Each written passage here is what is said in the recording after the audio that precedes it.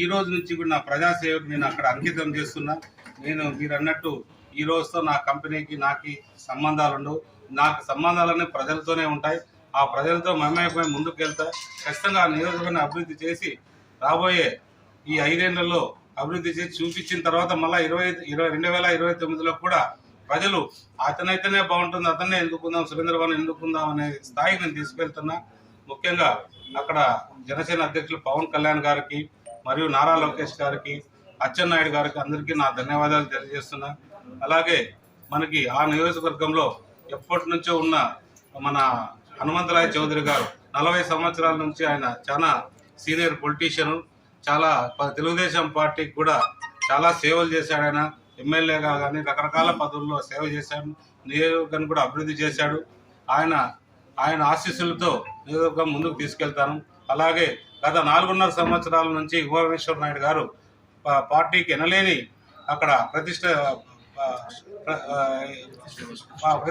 తీసుకురావడానికి ప్రయత్నించారు. ఆయన కూడా సహకారంతో ముందుకు వెళ్తారని తెలియజేస్తారు. సార్, మీరు గతంలో కూడా పలు పార్టీల్లో ఉన్నటువంటి సందర్భం అయితే ప్రస్తుతం మీ గురించి చాలా గాసిప్ జరిగాయి, చర్చలు జరిగాయి. ఒకవైపు అనంతపురం పోటీ చేస్తాడని, తర్వాత ఇతరత్ర విధంగా ఒక్కసారిగా కళ్యాణదుర్గం నియోజకవర్గాన్ని ప్రకటించారు. ఇందులో ప్రత్యేకత ఏముంది?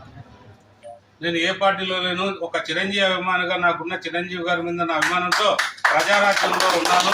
చిరంజీవి గారు మొత్తం లేరు, ఆ పార్టీ లేదు కాబట్టి నేను తర్వాత తెలుగుదేశంలోకి రావడం జరిగింది. నాకున్న ప్రత్యక్షమైన రాజకీయాలు ఫస్ట్ నేను మొదలుపెట్టింది ప్రజారాజ్యంతోనే. కాబట్టి మళ్ళీ ఇప్పుడు తెలుగుదేశంలో ఉన్నాను తప్ప నేను వేరే ఎక్కడ ఏ పార్టీలో లేదు. దాని గురించి నేను అయితే చాలా హ్యాపీగా ఉన్నా.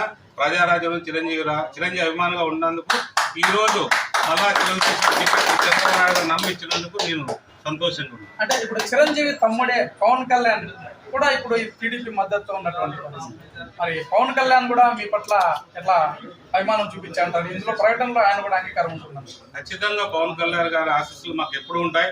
ఆయన కూడా చిరంజీవి అభిమానిగా మా సురేంద్రబాబు అయితే బాగుంటుందనే అభిప్రాయం ఆయనలో కూడా ఉంది. ముఖ్యంగా నన్ను అనంతపురం కూడా అడిగారు.